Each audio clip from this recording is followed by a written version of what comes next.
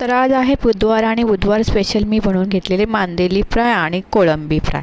कोळंबी फ्राय केल्या आणि कोळंबीचा रस्सा. तर आज आपण बनवूया कोळंबीचा रस्सा. तर तुम्ही बोलाल काय रोज रोज त्याच म्हणजे आता बघा आमचे वार असतात आठवड्याचे 3 वारच खायचे असतात, बुधवार रविवार आणि शुक्रवार. मग आज बुधवारी खायचं होतं म्हणून मी छानपैकी कोळंबी घेतली. कोळंबी सोलून वगैरे घेतली, छान निसून घेतली, त्याचा धागावर काढून स्वच्छ धुवून वगैरे घेतलेली. इथे तेलामध्ये मस्त लसूण टाकून घेतले, काळं वाटण टाकून आणि समस्त आपला घरचा मसाला टाकून घेतला, हळद मीठ हिंग मसाला टाकून घ्यायचा आहे. आणि आपलं टाकलेलं इथं उभा चिरून बटाटा. तर कोळंबीमध्ये बटाटा वांगा तुम्ही टाकला ते आणखीन चव येते. बटाटा करून घेतले आणि छानपैकी बटाटा टाकलेला आहे, तिकडून तिकडून परतून घ्यायचं, मस्त वाटणाला तेल सुटेपर्यंत परतून घ्यायचं आहे. आता टाकायची साफ केलेली कोळंबी. तर कोळंबी छान साफ करून घ्यायची, त्याचा धागावर काढायचा, त्याच्यावरचा डोका काढून घेतलेला, शेप काढून घेतलेला, मधला भाग छानपैकी साळा न काढता मी कोळंबीचा रस्सा करते. आणि त्या साळामध्ये मस्त रस असतो ना, तो खायची मजा वेगळीच असते.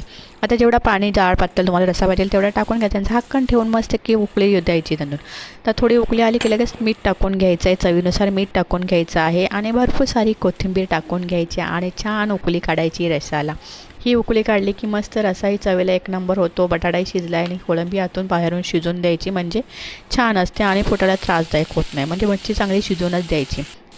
आता ही शिजलेलं आहे बघा, छानपैकी रस्स्याला बघा किती तरी छान आले, छान रस्सा झालेला आहे. आता नुसता गरम भाताबरोबर वापरलेला आहे. इथे मी मांदेली फ्राय केलेली आहेत बघा. आता मांदेली आणि कोळंबी एकत्र घेतलेली. मला मांदेलीचा वाटा 50 रुपयाला आणि ही कोळंबी 100 रुपयाचा वाटा भेटलेला आहे. मस्त की घेतलेली कोळंबी आणि मस्त की मांदेलीचा वाटा. आणि इथं बाजूला गरमागरम तांदळाच्या भाकरी आणि साधंसं भात.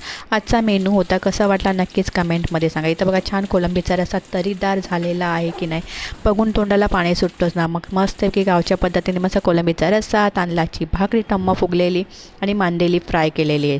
साधं सिंपल पण छान छान रेसिपी असतात. माझ्या रेसिपीला लाईक शेअर सबस्क्राईब करायला विसरू नका. आवडत असेल तर कमेंटमध्ये नक्कीच सांगा.